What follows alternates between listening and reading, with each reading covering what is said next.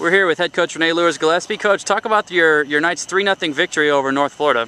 Oh, it's great to come into Jacksonville, and North Florida's always been tough for us. We played them 2 games last year, lost one of them in a very tight game, and so coming in here, coming to their home was a good win for us.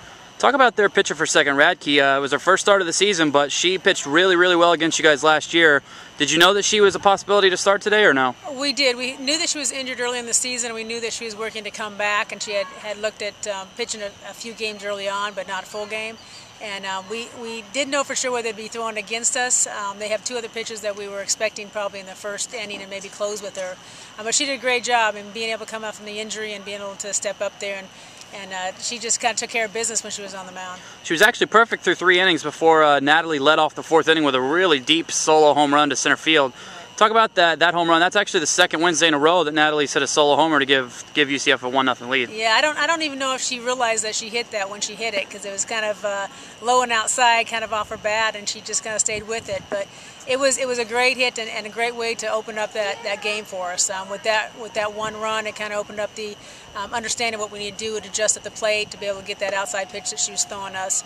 And she did, like I said, she did a great job against us. Natalie's home run kind of opened it up and made things happen for us. To stay on the Natalie topic for a second, I told you right before we came on here, she actually set the all-time record for stolen bases in a career tonight. She passed Cece Alvarez, who had 79, and now Natalie has 80. She actually broke the record on Saturday against Jacksonville, but that game got wiped out, and so she re-broke the record again for the 2nd time. They're not going to stop her. No, and to realize how many more games she still has in this season is great.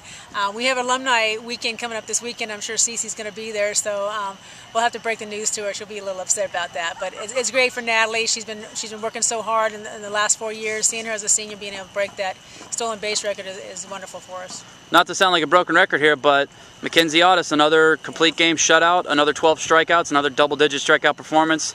She got in a little bit of trouble in the 1st inning, hit the first batter, moved a runner into scoring position, but was able to bear down, got a bunch of strikeouts. Talk about her performance tonight. Yeah, she did that in each of the innings. I mean, we had several times we had runners in scoring position, that they had runners in scoring position, and she just kind of got tough. You know, you could see her going hard at the batters and knowing what she needed to do and knowing what she had to have in order to get those outs, and she did it. I mean, she stayed very strong throughout those innings.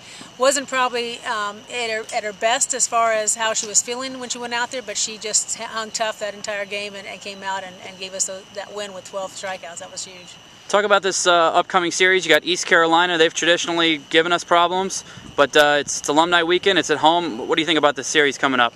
Well, I think this game was a great way for us to kind of get settled in for that ECU series. ECU's always been so tough for us each year, and having them at home is a big plus. Having our alumni there, it's going to be a great crowd on Saturday, and we kind of use this game with Jacksonville to kind of prepare ourselves. This is the first game that we've had all season where we've had no errors. We've had 7 hits in the innings, and we talk all the time about if you get less than 2 errors in a game and more than 7 or more hits in a game, that you're going to have a great opportunity to put yourself in a great position to win.